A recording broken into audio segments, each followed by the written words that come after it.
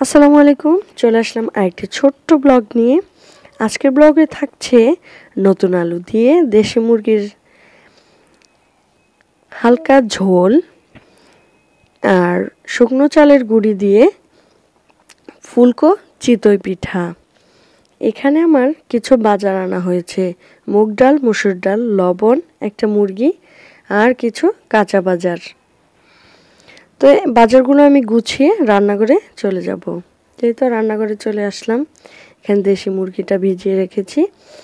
আর এখানে আমি চিতই পিঠার জন্য চালের গুঁড়ো ছোট্ট বাটি 3 বাটি নিয়েছি, পরিমাণ মতো লবণ, কুসুম গরম পানি দিয়ে হাত দিয়ে ভালো করে মেখে নিব।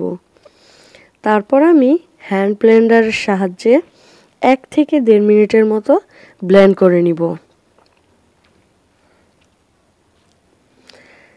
ভালো করে ব্লেন্ড করা হয়ে গেলে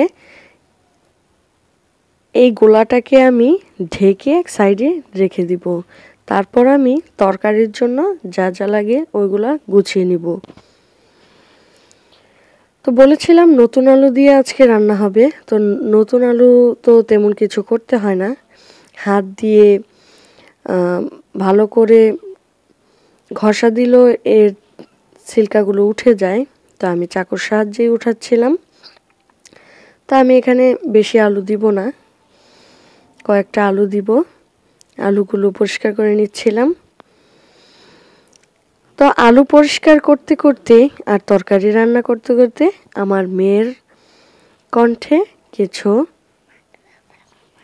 মাখরাজ এবং মশলা শোনা যাক। আসসালামু আলাইকুম, আউযু বিল্লাহি মিনাশ শাইতানির রাজিম, বিসমিল্লাহির রহমানির রহিম।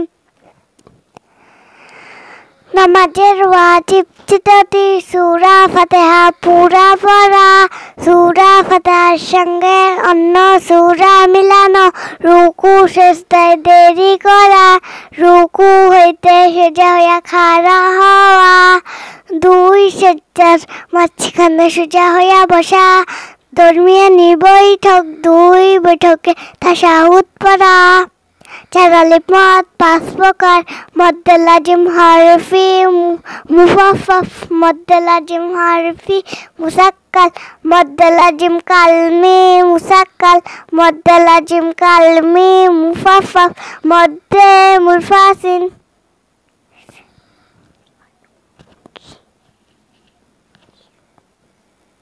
আদব 3 প্রকার: 2 হাঁটু ফেলিয়া নামাজের মতন, 1 হাঁটু উঠিয়া লিখার সময়, 2 হাঁটু উঠাইয়া খাওয়ার সময়। এই 3 প্রকারে বসা সুন্নাত, 5 প্রকারে ইস্তেঞ্জা করা নিষেধ।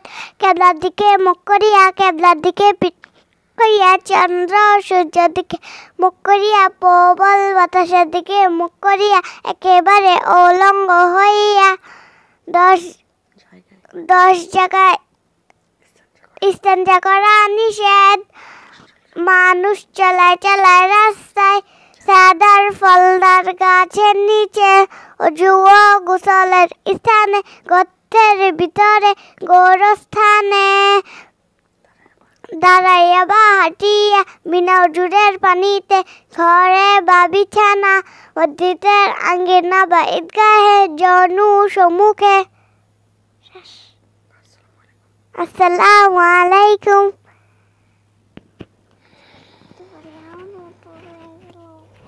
মাশাআল্লাহ। তো এই তো দেখতে দেখতে তরকারি আমার কষানো হয়ে যাচ্ছে। তো এখানে কি কি মশলা দিয়েছি আশা করি বুঝতে পেরেছেন কম বেশি। আর আমি এটার ডিসক্রিপশন বক্সে লিখে দিব। আর আপনারা আমার ভিডিওর ভয়েসের মাধ্যমে যদি কোনো ভুল হয়ে থাকে, ছোট বাচ্চা আর আমিও এখানে প্রথম, তাহলে অবশ্যই ক্ষমার দৃষ্টিতে দেখবেন। ভিডিওটি যদি একটু ভালো লেগে থাকে এবং আপনাদের উপকার হয়ে থাকে, তাহলে চ্যানেলের পাশে থাকবেন, ভিডিওতে লাইক দিয়ে কমেন্ট করবেন, তাহলে আমি উৎসাহিত হব। তো এই তো দেখতে দেখতে তরকারিটা আমার প্রায় অর্ধেক হয়ে গেছে। তো এই পর্যায়ে আমি পাশের চুলায় তরকারিটা বসিয়ে আমি এই চুলায় চিতই পিঠাটা বানাতে চলে আসলাম। তো যে গোলাটা আমি কিছুক্ষণের জন্য ঢেকে রেখে দিয়েছিলাম, তারপর আমি ভালো করে আবারও নেড়ে নেব, যাতে করে নিচে কোনো গুঁড়ি জমাট বেঁধে না থাকে।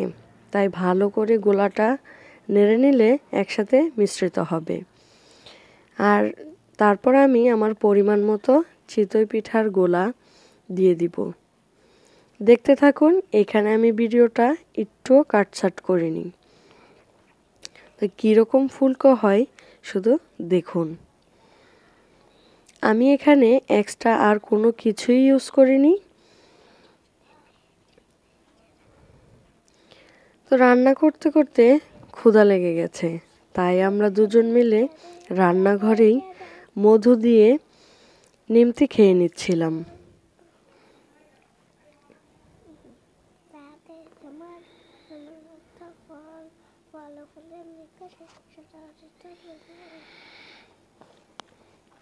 ভিডিওতে কোথাও যদি কোনো ভুল হয় অবশ্যই কমেন্ট করে জানাবেন, যাতে পরবর্তী সময় এই ভুলগুলো আর না হয়। আর আপনাদের লাইক এবং কমেন্ট দেখে আমি উৎসাহিত হব, ভিডিও বানাতে আগ্রহী হব।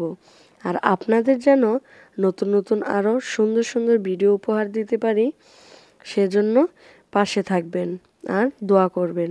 দেখতে দেখতে আমার পিঠাগুলো একটা পিঠা হয়ে গেছে। দেখতেই পাচ্ছেন কত সুন্দর করে পিঠাটা উঠে গেল। এই তো বোঝা যাচ্ছে না ভালো করে যে কতটুকু ফুলেছে। অসংখ্য ছিদ্র হয়েছে আর পিঠাগুলো কিন্তু অনেক সুন্দর হয়েছে, আলহামদুলিল্লাহ।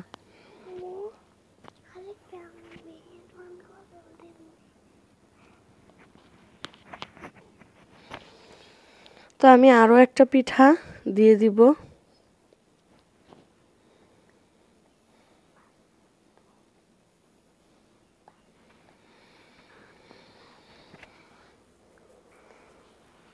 এই পিঠাগুলো চাইলে দুধে ভিজানো যাবে, কারণ অনেক ছিদ্র হয়েছে এবং অনেক ফুলেছেও। ভিজালে এই পিঠাগুলো অনেক ভিজবে এবং খেতেও অনেক নরম হবে আর খেতেও মজা হবে।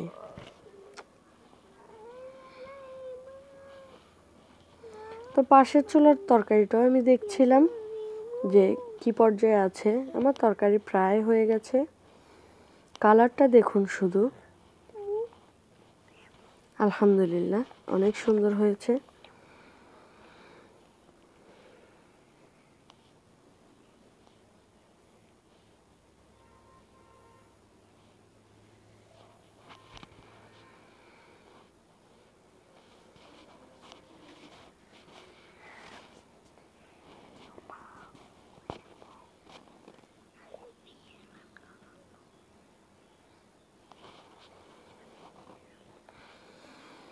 তো আমার তরকারিটা আর বেশিক্ষণ না, আর 2-1 মিনিট জাল করে আমি চুলাটা বন্ধ করে দিব।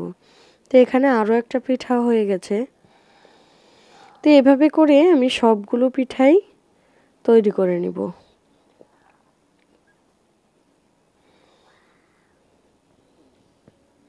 ক্যামেরাতে একদমই বোঝা যাচ্ছে না যে পিঠাগুলো কতটুকু ফুলেছে আর কত সুন্দর হয়েছে, মাশাআল্লাহ।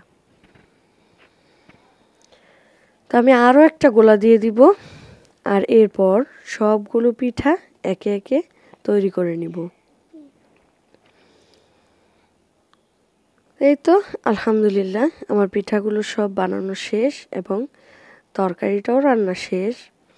এখন আমরা খাওয়া দাওয়া করে নিব। পিঠাগুলো মাশাআল্লাহ অনেক ফুলকো হয়েছে, অনেক সুন্দর হয়েছে, ভালো করে দেখলেই বুঝতে পারবেন। তো এই তো আমাদের খাওয়া দাওয়ার পর্ব চলছে।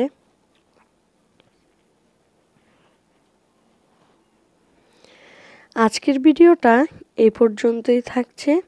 আপনাদের সুস্বাস্থ্য কামনা করে বিদায় নিচ্ছি। আল্লাহ হাফেজ। আসসালামু আলাইকুম।